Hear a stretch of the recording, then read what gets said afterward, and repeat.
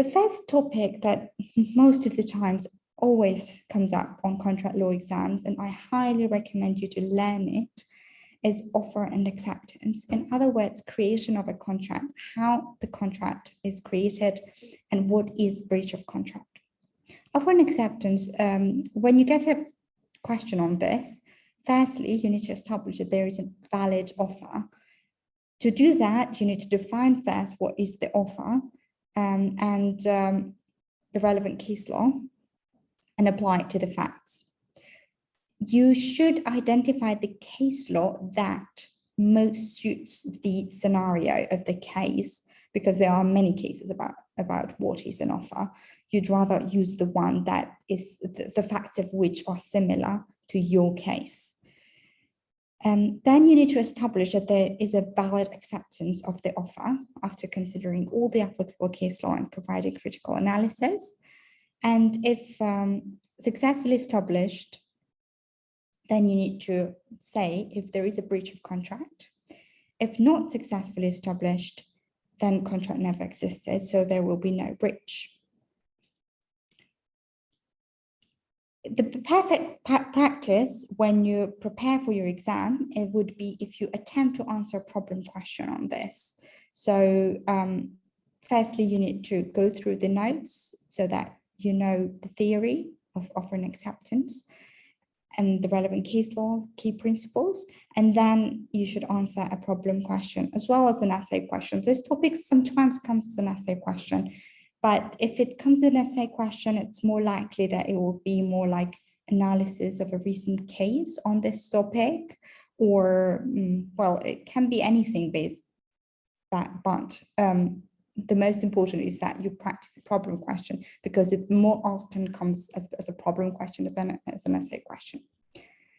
That's why it's also very important that you analyze the past exam papers, because that way you will know what kind of questions exactly you are going to get on your exam. Most of the times, the exam that came to students past year is going to be very, very similar to the one you are going to get. So if you're prepared for the one last year, you will be prepared for your exam as well. So breach of contract and damages. Breach of contract occurs if there is offer, there is acceptance, and then there is a valid contract, and this contract hasn't been performed. The key principles and key cases that you need to read about this are set out here. And I highly recommend you to go through these links and read the content on these links after the session. The next topic is exemption clauses and Unfair Contract Terms Act. Most of the students find this confusing because this is quite a difficult topic. But in simple terms, what exemption clauses mean is that when you get a contract, any kind of contract, the other party is trying to exclude liabilities so that they avoid any kind of future litigation. For example, sometimes they even exclude liability for negligence, but you cannot actually exclude liability for negligence. They can exclude liability for anything basically except death or negligence. And if a party tries to exclude liability for something that can be considered unfair, and you sign the contract without analyzing all the terms properly, you can still get that term, the exemption clause, annulled by the court if you prove that it was unfair. It's called reasonableness test. You need to prove that the exclusion clause was unreasonable under Section 11 of Unfair Contract Terms Act. Firstly, if the term was about excluding negligence under Section 2 of Unfair Contract Terms Act, it specifically says that nobody can exclude liability for negligence. So you can say that this clause is not enforceable.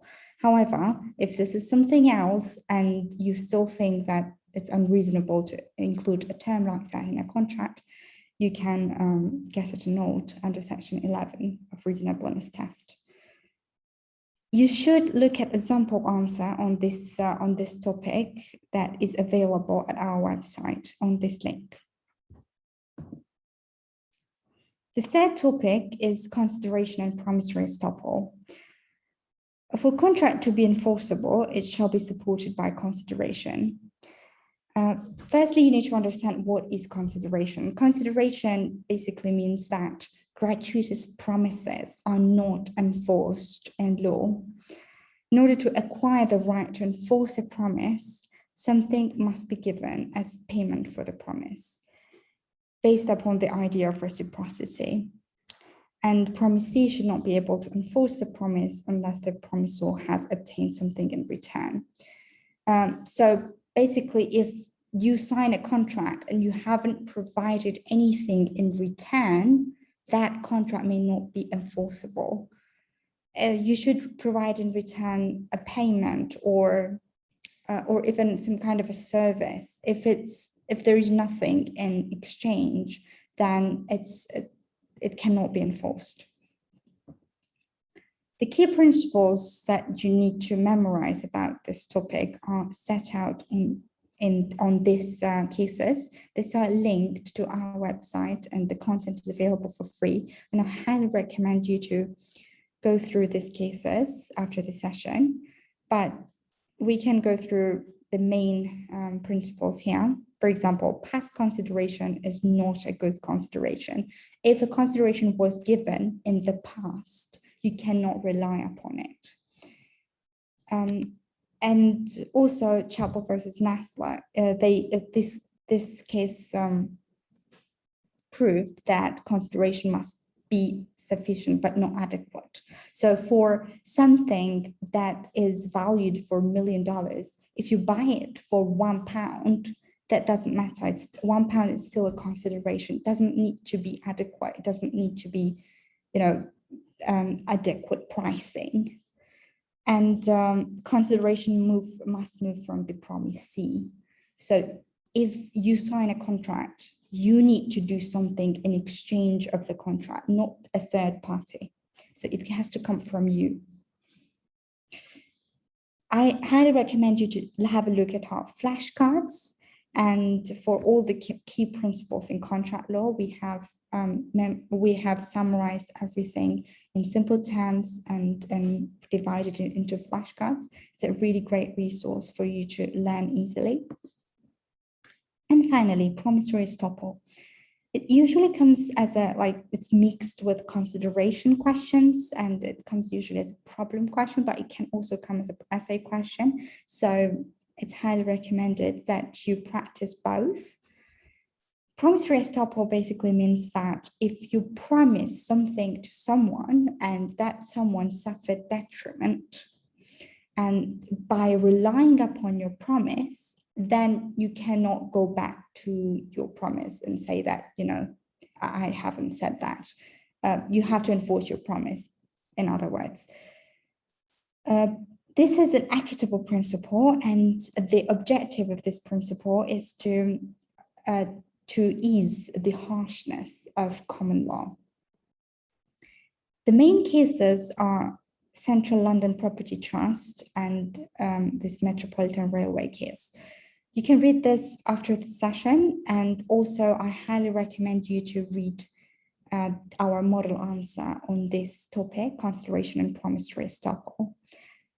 However, before you read it, it will be better practice if you just read the question, try to answer it yourself, and then you can compare your answer to our answer so that you know better what you did right. Now we can practice a little bit about how you should actually be answering the problem question. This is about consideration and promissory estoppel. Michael owns a number of studios in Birmingham. He's letting one of his apartments to an engineering student, Irene, for £1,200 per month.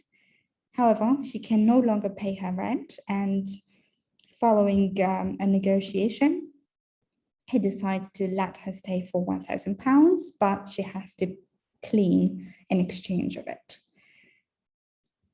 So now we need to advise Michael what legal issues arises on this scenario. Identify the legal issues. So what is consideration? You need to define it. Is the promise made with the intention that the promisee relies on it and changes their position for it? Where is the consideration in the facts? Is there a consideration for lowering the rent? Because we know that there is consideration for the earlier promise, earlier rent, but is there consideration for the new rent? And can Irene rely on promissory estoppel doctrine in order to keep paying the lower rent? This is actually a problem question that we have it answered on the website, and you can read it in full here. Now we are only going to analyze briefly the first issue and how to do the application, how to do the explanation of the law and application. So to deal with the issue outlined, the area of consideration shall first come into play, and then promissory estoppel shall be discussed. So we identified very briefly in one sentence what is the legal issue that we have to discuss consideration in promissory estoppel. The rule is, firstly, you need to define what is consideration, and the main case for it is Curry versus Mesa. According to this case, consideration is the right, interest, profit, or benefit to one party, or the forbearance, detriment, or loss suffered by the other in exchange for a binding promise. Consideration does not deal only with the things of economic value, and you can use the example of Thomas versus Thomas, where it did not have to be adequate as long as the consideration had some value. Why we're saying this case? Because it's relevant to the facts. In this case, the actual potential consideration is cleaning of the house. So if the potential consideration is cleaning of the house, so does it have to have a monetary value in order to be an adequate consideration? Thomas versus Thomas established that it doesn't have to. Also, Chapel versus Nestle established that it doesn't have to be adequate. So you can, even if it's just £1, it's enough. It doesn't have to be adequate pricing. In case where consideration is not found, the doctrine of promissory estoppel can be brought in to help the party to stop the other party from doing something unconscionable, going back to the earlier promise. So the application would be, in this case where a promise is made with the intention that the promisee relies on it, they're in fact do by change their position. As a result, the promise cannot be revoked later. This is the doctrine of promissory estoppel. Irene initially provided consideration by paying the rent. However, this then changed. The initial consideration is very clear, paying the rent £1,200. So there is nothing to discuss about that. However, the conflict arises when Irene cannot afford the rent anymore and she has to get a lower rent. And for reduced rent, her consideration basically is cleaning and cooking for Michael. And it is likely that the argument to consider cleaning and cooking as an adequate consideration may fail, according to the case of Mercado. Also because it's a past consideration.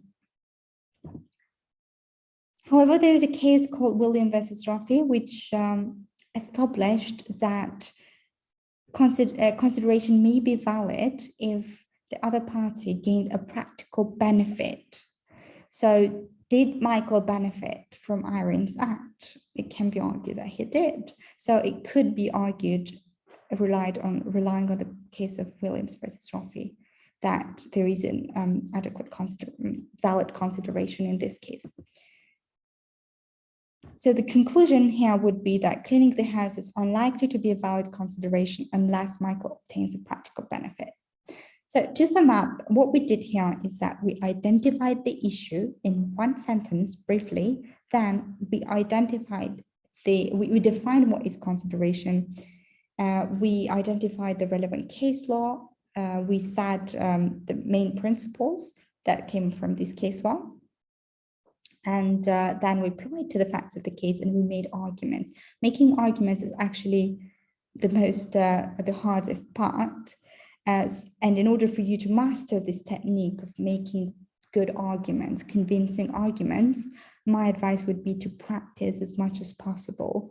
Our model answers are a perfect way to practice. And other than that, there is tutoring sessions available that you can get in order to practice more.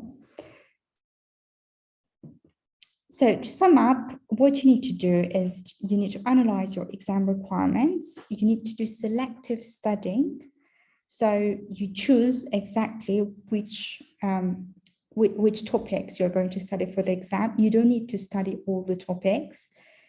And you practice answering problem and essay questions because it's a two-way process. It's a two-stage process. You need to first know the theory and then you need to practice, because you will be surprised how hard it is to actually apply the law you studied in a problem and essay question, because just knowing in theory what the law is not enough in order to be able to use that law to make a convincing argument. That's a different level. That's why practice as much as you can. And make sure you follow professor's guidelines. Why we say that is because grading is subjective and you should try to get as much feedback as you can from your professor to make sure that you understand what the professor wants and try to follow those guidelines as much as you can. So how can we help? We have simple study resources focusing on getting high grades, such as notes, model answers, tutorial videos, quizzes, flashcards, interactive learning platform. We have study groups. We have this kind of group sessions that you can attend every month. And most importantly, we have tutoring sessions, which is a one-to-one Zoom call with a tutor, where you will be able to ask any questions you may have or practice with a tutor. So what if resources is not enough? As I said already, we have tutoring sessions that you can get. These are the reviews from our students. We have helped already thousands of students to get high grade, and we would like you to be the next one. And here is the link to our website, and here's the link to our WhatsApp groups. We are sharing on WhatsApp groups useful content every week, so it's highly recommended that you join our WhatsApp groups.